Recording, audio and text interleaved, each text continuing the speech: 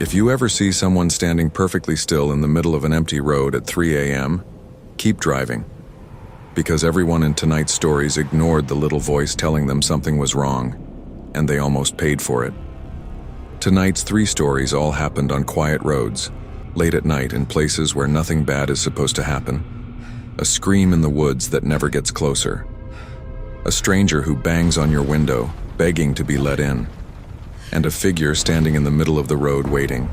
These are 3 true night drive horror stories, and by the end of this video, you'll understand why so many people say they will never drive an empty back road at night again. Welcome to Nightfall Narratives, where I bring you 3 true horror stories every Tuesday, Friday, and Sunday. Subscribe now. Story 3 tonight is one of the most unsettling I've covered. Let's get into it. I was driving home from a late shift, taking the same route I always took. It was just past midnight. My town is quiet. A lot of trees, a lot of empty land, not many houses. The kind of place where you can drive for 10 minutes without seeing another car. The road I was on had a cornfield on one side and a stretch of dense woods on the other. It was a warm night, so I had my windows down, cruising at a normal speed, half listening to the radio. Then I heard it. A woman's scream. Loud, sharp, full of real terror. It came from somewhere off to the side of the road, but for a second I couldn't tell which direction. I slammed on the brakes. For a moment there was nothing but the sound of my own engine ticking. Then it came again from the woods on my left. A woman crying out for help. I want you to sit with that for a second. Would you have gotten out of your car? Let me know in the comments, because what I did next is the reason I still think about that night. I grabbed a flashlight from my back seat and stepped out onto the shoulder. I called out into the trees asking who was there. Almost instantly the voice called back, "Please, help me." So I went in. I pushed through the brush, branches snapping against my arms, moving as fast as I could toward the sound. I yelled for her to keep calling out so I could find her, and every few seconds, right on cue, she screamed again, "Help, help me."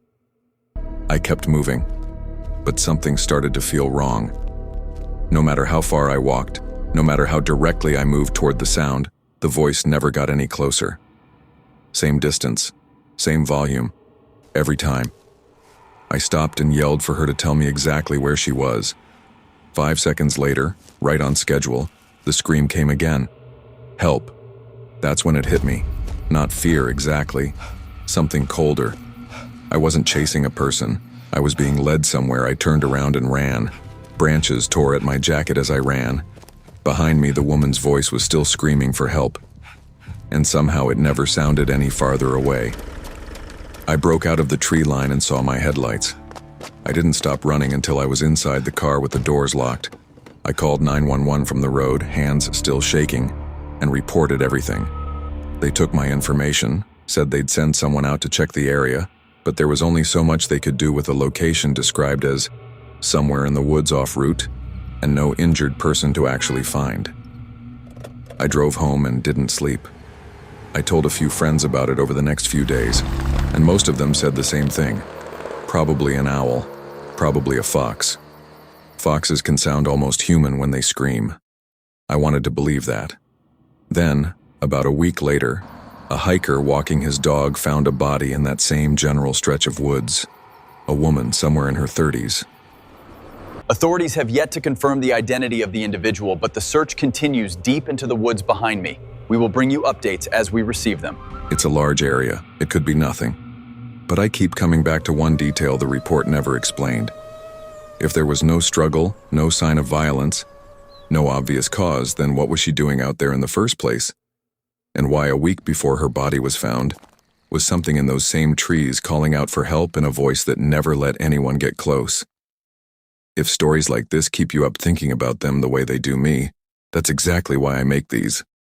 Story 2 is even worse, because it takes place on a road with almost no cell signal, in the middle of a snowstorm, and it only gets worse from there.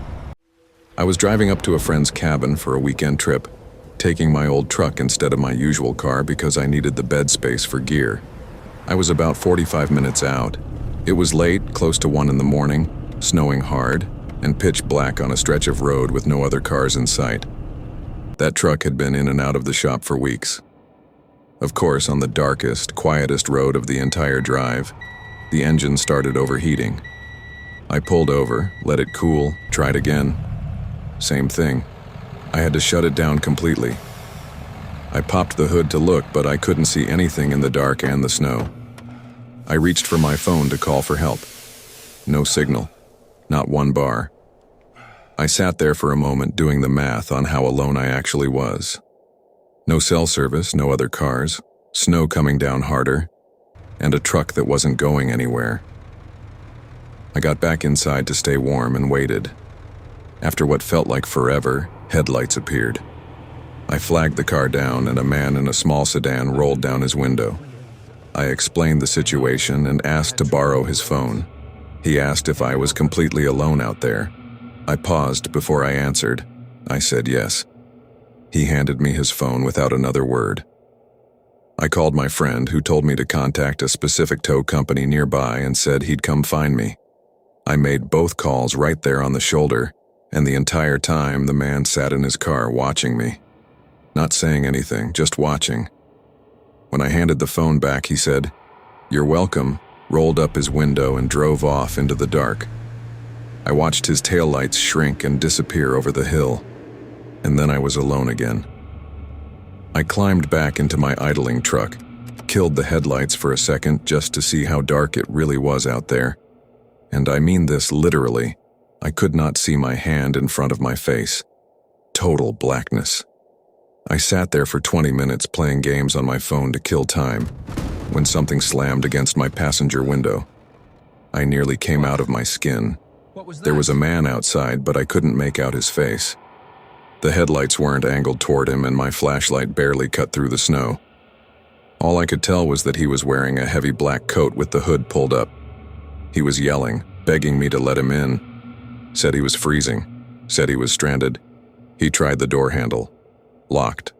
So he started pounding on the glass. Would you have opened that door? Because I want you to really think about that question before you answer. Because I almost did. Something in me held back. I asked what happened, and he gave me a story. Lost, stranded, needs to get warm. But the longer I sat there trying to figure out what to say, the more aggressive he got.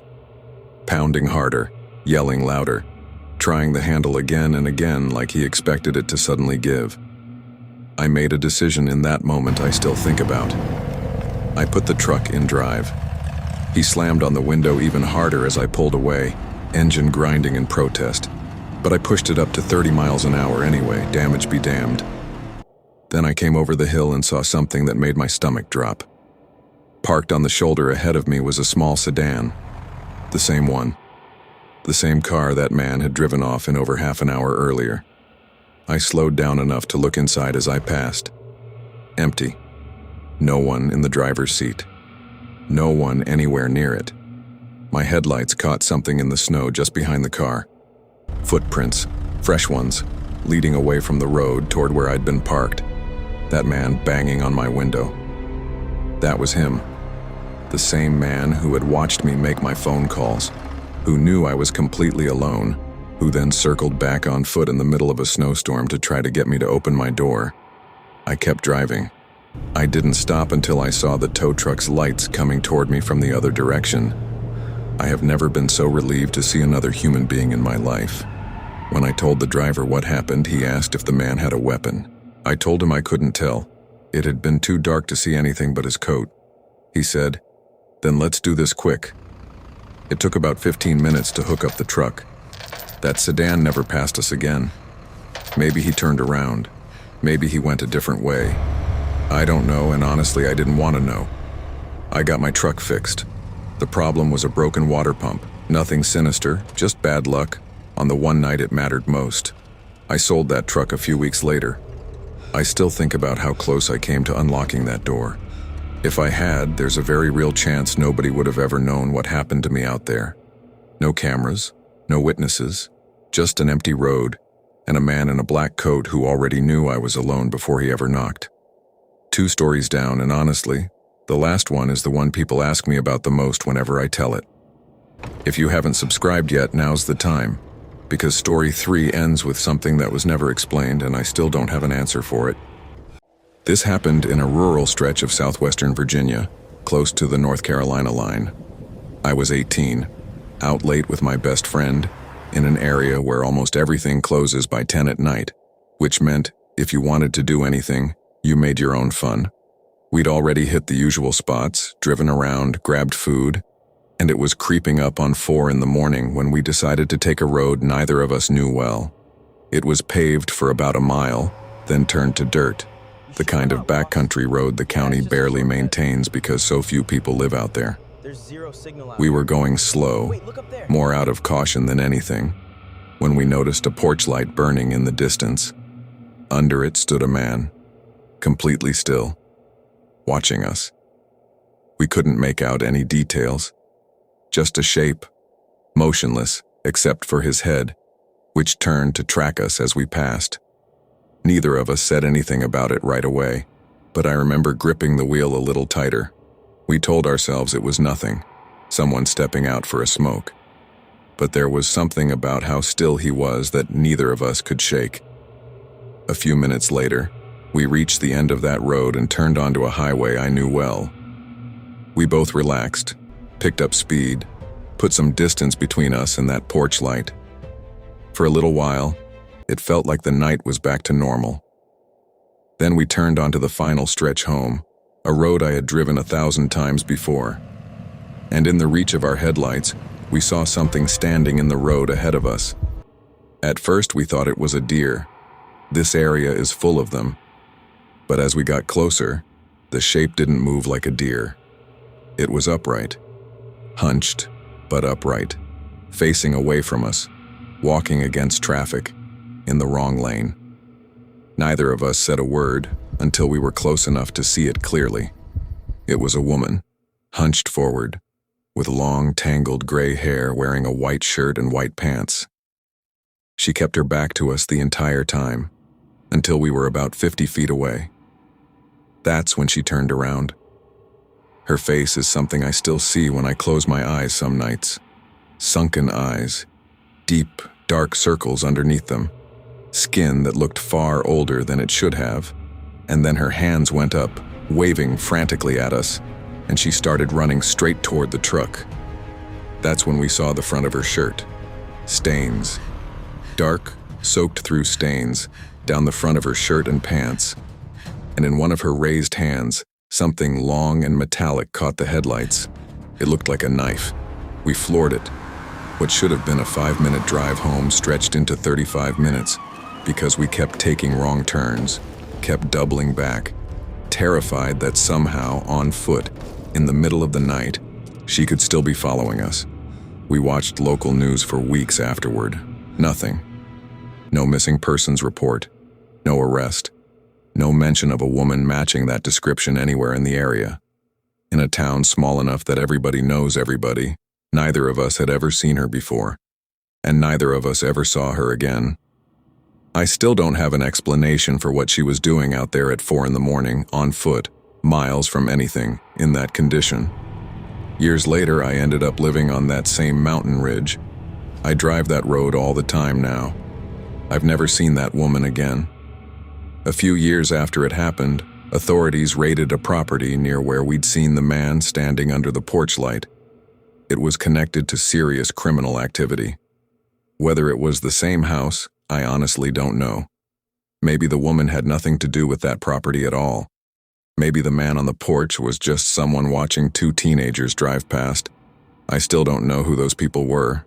I don't know why that woman was standing in the road. I only know one thing. If we'd stopped that truck for even a few seconds, I don't think we'd have made it home. 3 empty roads. 3 ordinary nights.